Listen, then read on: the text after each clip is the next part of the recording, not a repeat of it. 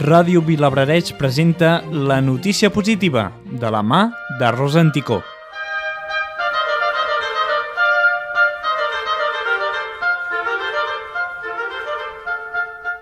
La pel·lícula Pa Negre competirà als Oscar pel millor film de llengua no anglesa.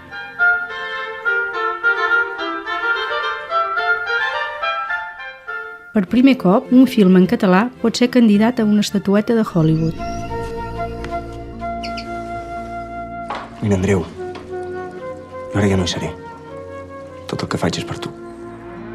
Amb ell me n'hauria anat a la fi del món. Massa negocis junts. Els ocells, els sindicats, les feines brutes. Tu ets diferent. Els ocells són per volar i per ser lliures, Andreu. Els podem engaviar, però no podem canviar com som. Vine aquí, preciós! És difícil de creure, Pels diners! Qual? Perquè ha hagut de fugir el pare. Pa Negre, d'Agustí Villaronga, competirà als Oscar a la categoria de millor film en llengua no anglesa. Així ho ha decidit l'Acadèmia Espanyola de Cinema. És la primera vegada que un film parlat en català tindrà la possibilitat d'aconseguir un Òscar. Fins ara, només una producció catalana hi havia arribat. Fou el documental Balseros, que va arribar a ser nominat.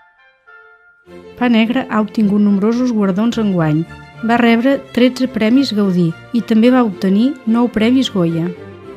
Pa Negre és la versió cinematogràfica de la novel·la del mateix títol, obra d'Emili Teixidor.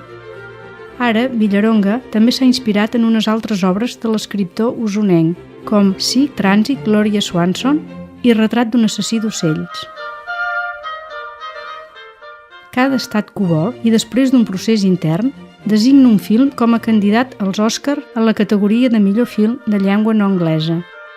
Tots aquests films es presenten a l'Acadèmia de Cinema nord-americana en versió original i amb subtítols en anglès, i el comitè del premi selecciona, per votació secreta, les 5 candidates oficials que opten al premi.